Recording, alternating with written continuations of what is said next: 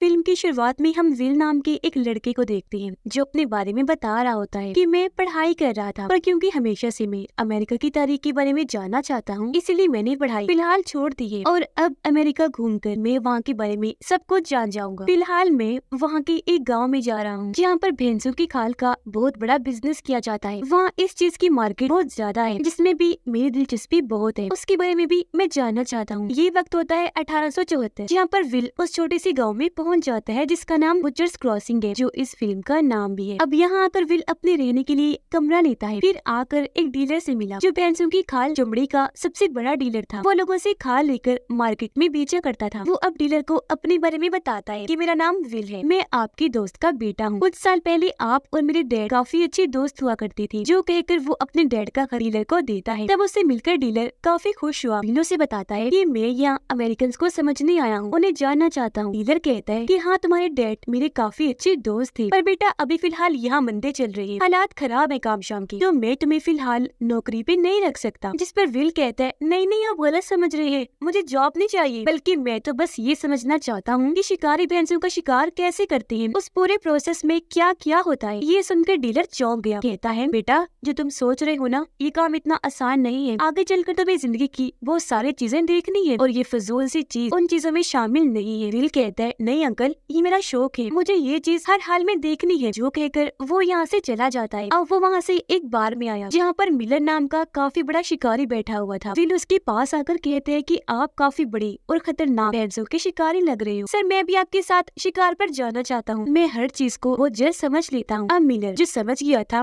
कि विल यहाँ पर चीजें देखने आया है, वो विल को अपने पास बिठा लेता है। तब बार की मालिक लड़की उनके लिए शराब लेकर आती है। वो मिलर को बताता है कि मैंने इस बारे में डीलर से भी बात की थी, पर उसने तो साफ साफ मना कर दिया। मिलर कहता है कि हाँ हाँ, वो ऐसा ही है, दरअसल अब बूढ़ा हो चुका है ना, इसलिए। विल पूछता है कि इस बार आप शिकार पर कहाँ जाने वाले हो। मिलर ने जवाब दिया कि हफ्तों का सफर तय करने के बाद एक पहाड़ी इलाका आएगा, हम इस बार वहाँ जाएंगे शिकार के लिए, क्योंकि वहाँ हजारों की तादाद में जंगली भैंसें होती है, पर इस मिशन पर हमें कई सारे हथियारों और सामान की जरूरत पड़ेगी। विल पूछता है कि सब पर टोटल कितना खर्चा आ जाएगा। मिलर कहता है कि $600 तक लग जाएगी, और घबराना नहीं लड़के, जब हम वापस आएंगे ना तो हमें हजारों डॉलर्स का फायदा होगा। थोड़ा सोचने के बाद विल कहता है कि मैं जिस खोज के लिए यहाँ आया हूँ वो मेरा एक जुनून है, और जुनून का कोई मोल नहीं होता। इस मिशन में पैसे मेरे लिए कोई मायने नहीं रखते, तो मैं इसके लिए तैयार हूँ। जिस पर मिलर उसके साथ हाथ मिलाकर ये डील पक्की कर लेता है, और अभी लोग फिर से मिलकर शराब पीते हैं। रात के वक्त विल दोबारा से बार में आया जहाँ लोग नाच गाना करके खुश हो रहे थे। विल को बार की मालिक कहती है कि तुम मुझे बहुत पसंद हो, और उसे अजीब लगा। वो यहाँ से चला जाता है। अगले दिन जब ये सारे बार में आए, मिलर यहाँ विल को अपने दो साथियों से मिलवाता है। वो एक ही तरफ इशारा करके कहता है कि ये मेरा साथी स्किनर है, भैंसों का शिकार होने के बाद ये उनके जिस्मों पर से खाल उतारने का काम करता है, और दूसरा साथी एक कुक है जो हमारे साथ इस सफर में खाना बनाने का काम करेगा। स्किनर यहाँ मिलर को कहता है कि तुम जिस पहाड़ी इलाके पर शिकार करने के लिए जाने की बात कर रहे हो ना, वहाँ जाना काफी मुश्किल और खतरों से भरा हुआ है, क्योंकि रास्ता बहुत लंबा है जिस बीच तूफान, लुटेरों और खाइयों के बहुत खतरे हैं। मिलर कहता है पर वहाँ जाने में हमें काफी फायदा होने वाला है, क्योंकि वहाँ हजारों की तादाद में भैंसें होती है। स्किनर कहता है अच्छा ठीक है, पर मुझे इस चीज से फर्क नहीं पड़ता, अपने काम की मैं $60 लूंगा, इसके अलावा तुम कितना मुनाफा कमाते हो मुझे उसमें से हिस्सा नहीं चाहिए। जिस पर विल और मिलर दोनों राजी हो जाते हैं, और इसी दिन की दोपहर की वक्त वो शिकार के लिए निकल जाते हैं। चारों लोग अपने अपने सामान के साथ आगे बढ़ रहे थे। मिलर को रास्ता पता था, तो वो भी सबसे आगे बढ़ रहा था। रास्ते में रुक रुक कर ये लोग शिकार करते हैं। तब कुक इनके लिए खाना बनाता है, और ये लोग जो सफर करके थक गए थे भूख मिटाने के लिए खाना खाते हैं। अगले दिन दोबारा से जब ये सफर शुरू कर रहे थे, तो स्किनर को लगता है जैसे मिलर रास्ता भूलने लगा है, लेकिन फिर भी उसके पीछे पीछे ये लोग आगे बढ़ते रहते हैं, और इनका ये वाला सफर भी काफी दिन तक चलता रहता है। जहाँ एक दिन ये लोग एक घर के पास पहुँचे। अंदर जब ये जाने लगे तो देखते हैं कि घर में एक लाश है, जो देखकर सभी काफी डर जाते हैं। रेगिस्तान में जब ये लोग थे तो घोड़ा गाड़ी पर बैठकर वहाँ एक औरत आई जो इन लोगों से मदद मांगती है, पर मिलर उसे वहाँ से जाने के लिए कहता है। विल कहता है कि मुझे ये बेचारी बेबस लग रही है, हमें इसकी मदद कर देनी चाहिए, पर मिलर ने मना कर दिया। ये देखकर औरत अपने गन निकाल लेती है। तब मिलर उससे पहले ही गन तान कर कहता है कि चुपचाप यहाँ से चली जाओ, वरना अभी गोली मार कर खत्म कर दूंगा तुम्हें। इसलिए अब औरत को वहाँ से जाना पड़ता है। यहाँ स्किनर अब विल को बताता है कि हमने उसकी मदद क्यों नहीं की। उसका कहना था कि इस तरह की औरतें लोगों को मारने के बाद उनका सामान चुरा लेती है। अब मिलर चारों तरफ देखने लगा, ऐसा लग रहा था जैसे वो कंफ्यूज हो कि किस तरफ जाना है, जो चीज स्किनर ने भी नोटिस कर ली थी। तो अब वो बोल ही पड़ता है कि मिलर, मैं जानता हूँ तुम रास्ता भूल गए हो, और अब न जाने हमें कहाँ लेकर चले जाओगे। जाओगे। मिलर कहता है ऐसी बात नहीं है समझी, मैं इस जगह से बहुत अच्छे से वाकिफ हूँ और देखना मैं तुम्हें बिल्कुल सही जगह पर लेकर जाऊंगा। स्किनर कहता है पर एक मसला है, हमारा पानी खत्म हो गया है, आगे सफर के दौरान हमें पानी ना मिला तो हमें काफी मुश्किल का सामना करना पड़ सकता है। और अभी लोग फिर से आगे बढ़ने लगते हैं। जहाँ मिलर रास्ता समझने की कोशिश कर रहा था तो अब इन लोगों का प्यास की वजह से बुरा हाल हो रहा था। सबसे ज्यादा हालत विल की खराब हो जाती है, वो काफी कमजोरी महसूस कर रहा था। उसका घोड़ा जब नदी से होकर गुजर रहा था तो विल की हालत इतनी खराब हो जाती है कि वो तालाब में गिर जाता है, जिस बीच उसे भैंसों और बार की मालिक की ख्याल आने लगते हैं। ये देखकर मिलर जल्दी से उसके पास आया, कहता है कि हौसला रखो, संभालो खुद को, हमारे साथ साथ रहो, अगर तुम हमसे अलग हो गई तो यहाँ पर गुम हो जाओगी। और अब क्योंकि इन्हें इस तालाब का पानी मिल चुका था तो ये काफी खुश थी, अपनी प्यास बुझाकर आगे बढ़े। और अब ये लोग तकरीबन उस पहाड़ी इलाके के करीब पहुँच गए थे, पर क्योंकि ये जगह ऊंची नीची थी इसलिए बड़ी मेहनत से धक्का लगाकर अपनी गाड़ियों और सामान को ऊपर चढ़ाते हैं। जिसके बाद ये उस पहाड़ी इलाके जहाँ इन्होंने जाना था उसके बिल्कुल सामने आ जाते हैं। मिलर कहते हैं कि ये जगह बिल्कुल सही है, हम यही रहते हैं। और क्योंकि अपनी मंजिल पर आ गई थी तो काफी खुश हो जाती है। जहाँ इन्हें हजारों की तादाद में भैंसी नजर आई, पर क्योंकि ये काफी थक गई थी तो कहती है कि आज हम आराम करेंगे, शिकार करने कल चले जाएंगे। पर मिलर इनसे कहता है कि थोड़ा आराम करने के बाद तुम अपनी अपनी तैयारी कर लो। स्किनर यहाँ विल से पूछता है कि तुम्हें यहाँ आकर कैसा लग रहा है। विलन मुस्कुराते हुए कहता है कि सब कुछ बहुत अच्छा है, मैं बहुत अच्छा महसूस कर रहा हूँ और मुझे लग रहा है कि यहाँ पर शिकार करने का बहुत मजा आएगा। फिर वो मिलर से पूछता है कि तुम्हें शिकार करना क्यों पसंद है, हालांकि इसमें पैसे मिलने की पूरी गारंटी भी नहीं होती, नुकसान भी हो सकता है, फिर भी तुम ये काम करते हो क्यों? पर मिलर फिलहाल उसकी बात का कोई जवाब नहीं देता। अगले दिन मिलर भैंसों का शिकार करने के लिए अपनी गोलियों को तैयार करने लगा। वो उनमें खतरनाक बारूद और जहर भर रहा था। ये देखकर विल उसके पास आया, काफी दिलचस्पी लेकर ये सब देखने लगता है। मिलर उसे बताता है कि जब हम भैंसों का शिकार कर रहे होते हैं तो वो चीज काफी मुश्किल होती है, उसमें बहुत मेहनत लगती है। सबसे पहली मेहनत तो ये जो तुम देख रहे हो, गोलियों में जहर बारूद कितनी मुश्किल से भरना पड़ता है, साथ ही शिकार वाली जगह पर भी काफी खतरा होता है और यही चीज मुझे काफी पसंद है। यही वो वजह है कि मैं भैंसों का शिकार करता हूँ, क्योंकि ये चीज मेरे लिए एक खेल ही है और खतरों से खेलना मुझे बहुत पसंद है। अब जब ये एक जगह पर आए तो वहाँ हजारों की तादाद में भैंसें थी। मिलर अपना निशाना लगाकर एक भैंस को शूट कर देता है। अब गोली उसे लग तो गई पर वो दोबारा से भागने लगी। विल कहते हैं ओ आपने अपना निशाना मिस कर दिया। तब मिलर बड़े यकीन के साथ कहता है बेटा मैं निशाना कभी मिस नहीं करता, सवाल ही पैदा नहीं होता कि मिलर का निशाना चूक जाए। वो देख और अब जब विल देखता है वो भैंस जहर के असर की वजह से बेहोश होकर वहीं गिर जाती है। जिसके बाद मिलर और भी कई सारी भैंसों पर निशाने लगा कर उनका शिकार करता है, जिससे देखते ही देखते वहाँ भैंसों की लाशों के ढेर लग जाते हैं। ये चीज देखकर विल को भी काफी मजा आता है, इसलिए वो अपने लिए भी गन तैयार करता है और अब ये दोनों मिलकर कई सारी भैंसों को मार देती हैं, जिससे इन्हें काफी मजा आता है। जब लाशों के ढेर के पास स्किनर आया और सबकी खाल उतारने लगता है, ये चीज वो विल को भी सिखा रहा था। ऐसे फिर कई दिन और गुजर गए जहाँ ये लोग भैंसों का गोश्त खुद खा लिया करते थे, जबकि खालों को अपने पास जमा कर रहे थे। विल देखता है कि जब स्किनर के लिए खाना बना रहा होता है तो वो उसमें कोई चीज मिला देता है। ऐसा उसने पहले भी कई बार किया था, जो चीज विल को अजीब तो लगी पर उसने नजरअंदाज कर दिया। रात को जब ये लोग एक साथ बैठे थे तो विल मिलर से कहता है कि मेरे ख्याल से अब हमें यहाँ से निकलना चाहिए, जिसके लिए मिलर ने साफ साफ मना कर दिया। कहता है कि अभी कहाँ, अभी तो शिकार की शुरुआत हुई है लड़के, आगे बहुत कुछ बाकी है। अब खाना खाते ही स्किनर की तबीयत खराब होने लगी, उसके पेट में जोरों का दर्द हो रहा था। अगले दिन विल खुद से अपना पहला शिकार करता है, पर इसमें उसे तकलीफ हुई क्योंकि उसके मुंह से खून निकल आया था। जिसके बाद वो और मिलर दोनों मिलकर बहुत सारी भैंसों का शिकार करते हैं, जिनकी भी स्किनर खाल निकाल लेता है। फिर वो मिलर से कहता है कि हमने बहुत सारी भैंसों का शिकार भी कर लिया है और उनकी स्किन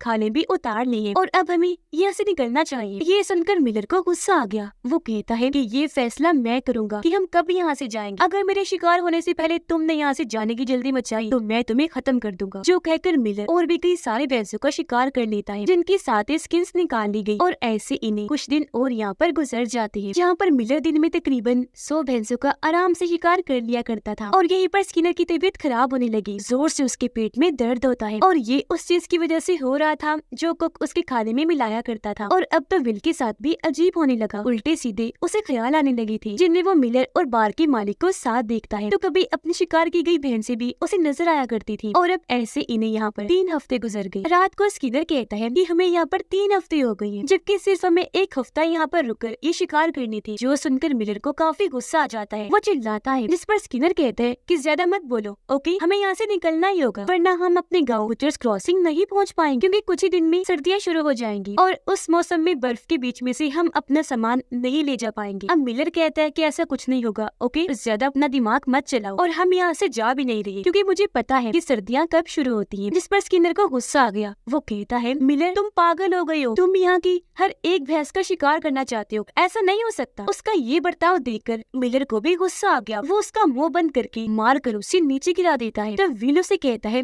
कि स्किनर ठीक ही तो कह रहा है, हमें यहाँ से चलना चाहिए। मिलर जवाब देता है कि मैं यहाँ पर शिकार करने आया हूँ और जब तक वो पूरा नहीं होगा मैं तुम या कोई भी यहाँ से नहीं जा सकते। जिसके अगले ही दिन मिलर के शिकार का सिलसिला दोबारा शुरू हो गया, जिसमें जमीन पर कई जगहों पर लाशों के ढेर लग जाया करते थे। वहाँ से थोड़ा आगे आकर मिलर कहता है कि मैं अब इससे भी आगे जा रहा हूँ शिकार करने क्योंकि वहाँ तकरीबन 200 भैंसें होंगी। जो बोलकर वो आगे बढ़ गया जहाँ सच में कई सारी भैंसें। पर उसके इस पागलपन से अब विल भी परेशान हो गया था। वो कहता है कि तुम अपने भैंसों के शिकार को लेकर पागल हो गए हो। पर अब मिलर आगे बढ़कर दूर से भैंसों पर गोलियां चलाने लगता है, जिससे डरकर वो वहाँ से भागने लगे। तो मिलर भी उनके पीछे पीछे जाने लगता है। पर भैंसें जिनकी स्पीड काफी तेज थी वो दौड़ निकल आती है और इस चीज से मिलर को बहुत गुस्सा आ जाता है, जो सारा वो अपने साथियों पर भड़क कर निकालता है। अब तभी विल के हाथ पर आसमान से बर्फ आकर गिरी, यानी कि सर्दियों की शुरुआत हो गई थी, जिसके देखते ही देखते वहाँ बर्फ का तूफान आने लगा। इसलिए ये लोग अपना सामान समेटने लगते हैं और क्योंकि शुरू में ठंड बहुत ज्यादा ही थी इसीलिए विल संभल नहीं पाता, उसकी तबीयत खराब होने लगती है। इसलिए मिलर उसे भैंसों की खालों के नीचे सुला देता है। अब काफी देर के बाद जाकर ये तूफान रुकता है, जहाँ ये लोग निकलने की तैयारी करने लगे। मिलर कहता है कि ठंड से हम मर न जाए तो इसके लिए हमें यहाँ पर आग की जरूरत है, इसलिए अब ये लोग जैसे तैसे वहाँ पर आग जलाते हैं। मिलर कहता है कि मैंने कहा था ना कि निकलते हैं, लो देखो सर्दियाँ आ गई है, अब हम यहाँ पर फंस गए हैं। विल कहता है पर अभी भी हम यहाँ से निकल सकते हैं। जो सुनकर मिलर ने जवाब दिया कि नहीं निकल सकते, अब तो सर्दियाँ खत्म होने से पहले ऐसा हो ही नहीं सकता क्योंकि बर्फ में हम अपना सामान लेकर आगे बढ़ ही नहीं सकते और अब हमें सर्दियाँ खत्म होने का इंतजार करना पड़ेगा, उससे पहले हमारे यहाँ से निकलने का सवाल ही पैदा नहीं हो। विल कहता है हम आराम आराम से चलकर यहाँ से निकलने की कोशिश करेंगे। मिलर फिर से कहता है कि ये भी मुमकिन नहीं क्योंकि हम जैसे थोड़ा आगे बढ़ेंगे फिर से तूफान आ जाएगा, तो मजबूरन हमें वहाँ पर रुकना पड़ेगा और ऐसे में सबसे ज्यादा हालत भी तुम्हारे ही खराब होगी, इसलिए अब हमारे पास इंतजार करने के अलावा और कोई रास्ता नहीं है। और अब ऐसे ही इन लोगों को कई दिन और गुजर गए। अब भी मिलर शिकार करना नहीं छोड़ता, भैंसों को मार कर वो खाने के लिए लाता है, जो हमेशा की तरह कुक का खाना खाने के बाद स्किनर के पेट में दर्द होने लगता है, पर पहले से भी ज्यादा। अगले दिन विल जब एक जगह पर आया तो उसे अपने सामने एक भैंस खड़ी हुई दिखती है, जो अगले पल वहाँ नहीं थी क्योंकि वहाँ पर कोई भैंस थी ही नहीं। ये तो बस उसका ख्याल था क्योंकि इनका ये सफर इतना डिस्टर्ब कर रहा था कि अब तो इन्हें उल्टे सीधे ख्याल आ रहे थे। एक रात स्किनर मिलर को कहता है अब निकलने की तैयारी करनी चाहिए, क्या ख्याल है, क्योंकि कुछ दिन के बाद सर्दियाँ खत्म हो जाएंगी। मिलर कहता है अभी नहीं, जब सर्दियाँ पूरी तरह से खत्म हो जाएगी तब। जो सुनकर स्किनर भड़क उठा क्योंकि उसके पेट का बुरा हाल था। और अब एक दिन स्किनर को वो दवाई मिल ही जाती है जो कुक खाने में मिलाया करता था, जिसे खाकर उसके पेट में मसला शुरू हो जाया करता था। दवाई को स्किनर कुक को लाकर दिखाता है, कहने लगा तो अच्छा ये मिलाया करते थे तुम मेरे खाने में, तभी तो मैं सोच रहा था कि तुम्हारा पकाया खाना खाने से सिर्फ मुझे ही दर्द क्यों होती थी। कुक यहाँ माफी मांगता है पर स्किनर जो काफी भड़का हुआ था वो कुक को मारने लगा, इतना ज्यादा मारता है कि उसकी हालत खराब हो गई और फिर वो मर ही जाता है। ये देखकर मिलर और विल यहाँ पर आए, जिन्हें स्किनर ने सारी बात बता दी। कहता है कि इसलिए किया ये सब क्योंकि इसने मेरी जान लेने की कोशिश की, वो दवाई मेरे खाने में मिलाकर। मिलर कहता है अब हमें इसे दफन करना होगा। फिर अगली ही सुबह ये लोग कुक को दफन कर देते हैं। दुखी होते हुए उसे याद करने लगते हैं। अब देखते ही देखते सर्दियाँ खत्म हुई और अगला मौसम शुरू हो जाता है। जैसे बर्फ खत्म होना शुरू हुई ये लोग अपनी गाड़ियाँ लेकर आगे बढ़ने लगे, जो भैंस की खालों से भरी हुई थी, पर इन्हें अपनी गाड़ियाँ चढ़ाने और उतारने में काफी मुश्किल पेश आती है। लेकिन जैसे तैसे ही पहाड़ी की उस तरफ जाकर आगे बढ़ने लगे। मिलर कहता है कि इस बार हम बुचर्स क्रॉसिंग में जाकर माला माल हो जाएंगे, हमें खूब मुनाफा होगा। और अभी लोग एक खाई पर से गुजरने वाले थे। ऊंचाई की वजह से काफी दिक्कत का सामना करना पड़ रहा था और तभी घोड़ा इनकी मालगाड़ी से अलग हो जाता है, जिससे स्किनर और खालों से भरी हुई गाड़ियाँ नीचे खाई में जाकर गिर जाती है और इस हादसे में स्किनर की मौत हो जाती है। ये देखकर दोनों को काफी बुरा तो लगा, पर अब वो घोड़ों पर बैठकर अपना सफर शुरू कर देते हैं। जल्दी अपने गाँव बुचर्स क्रॉसिंग में पहुँच गयी, जहाँ आकर इन्होंने देखा कि गाँव के सभी घर खाली है, अब यहाँ पर कोई भी नहीं है। ये दोनों अब डीलर के घर आए। मिलर उससे पूछता है कि यहाँ पर क्या हुआ। अब वो उनको देखकर काफी चौंक गया। कहता है कि तुम दोनों जिंदा हो, मुझे लगा था मर गए होगे। मिलर उसे कहता है जानती हो इस बार मैं बहुत बड़ा शिकार करके आया हूँ, हमारे पास भैंसों की खालों का ढेर है। ये सुनकर डीलर हंसने लगा। कहता है मगर अब तुम्हारा ये बड़ा शिकार किसी काम का नहीं, क्योंकि भैंसों की खालों की डिमांड कारण मांग खत्म हो गई है। यही वजह है